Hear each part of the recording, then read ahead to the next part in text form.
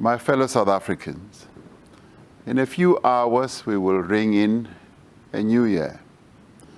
It is a time for fresh starts in a number of aspects that affect our lives and for making resolutions to do things better.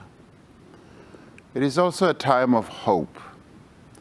Hope for a better life for ourselves and for things to become better for the country that we all love.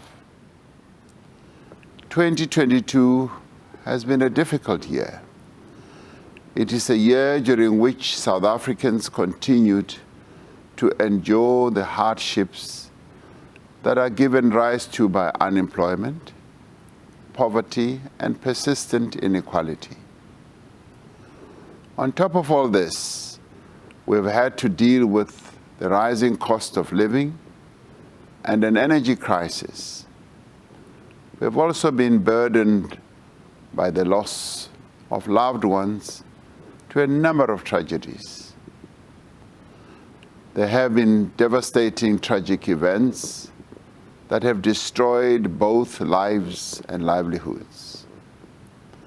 These events have included floods, fatal vehicle accidents, deaths in taverns, dam wall collapses, drownings, fires in informal settlements, and most recently, the terrible explosion of a fuel tanker in Boksburg in Gauteng that has killed so far at least 34 people. A number of young men have also lost their lives during the summer initiation season, turning what was meant to be a time of joy and celebration into a time of sorrow. Our thoughts and prayers are with all the bereaved families. May the Almighty embrace and comfort all families who suffered loss as a result of these tragic events. With all that has happened this past year, we must remain optimistic and have hope. For hope does and must remain eternal in our breasts. Much as we are going through a stormy phase in the life of our country, storms do eventually pass. 2 years ago, when the COVID-19 pandemic broke out, I said that we would overcome, and we have. The COVID-19 pandemic no longer determines how we live our lives as South Africans. We've been able to shelter societies most vulnerable from its worst effects. Our economy is beginning to grow again and is now larger than it was before the pandemic. Over the past year, around 1.5 million new jobs were created. The presidential employment stimulus has provided opportunities to many people in our country and is growing and thriving.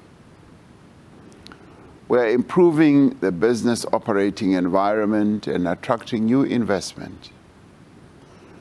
We are undertaking reforms in the operation of our ports and railways and in our telecommunications, as well as our water and electricity sectors. And these are sectors that drive our economy. We are working hard to end the crisis of load shedding. We're increasing the amount of renewable energy on the grid. The benefits of this work may not be immediately felt, but we should expect that these efforts will steadily reduce the need for load shedding until it is no longer necessary. Over the last year, there have been milestones in the fight against corruption. The State Capture Commission handed over its final report to me, and government has now set out a plan for the implementation of its recommendations. There have been several arrests, prosecutions and convictions for corruption and cases related to state capture. Significant amounts of stolen money has been recovered by state-owned enterprises like Eskom and Transnet. Just as the new year is a time for a fresh start in our personal lives, so too must it be for the life of our nation.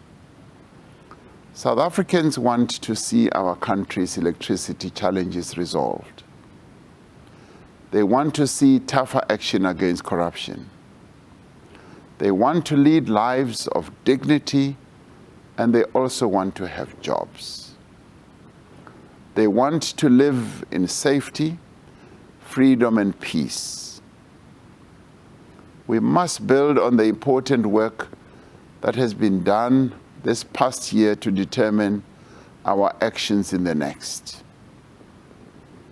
We must intensify the fight against poverty and inequality and unemployment, as well as crime and gender-based violence.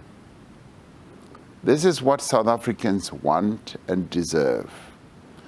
Even as we face the challenges of today and tomorrow, the people of our country still hold fast to the belief in our nation's greatness.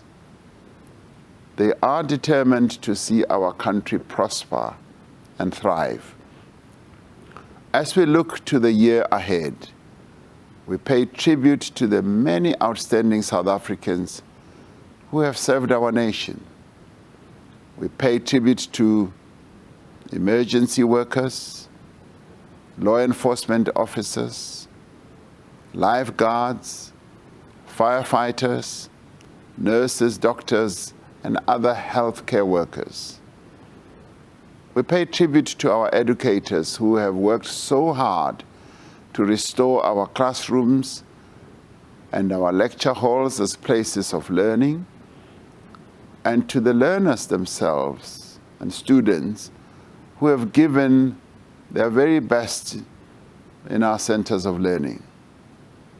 We thank the hard-working staff, businesses and suppliers who keep our streets clean, who transport our commuters, and who provide our homes with various services. We applaud the farmers and farm workers who produce our food.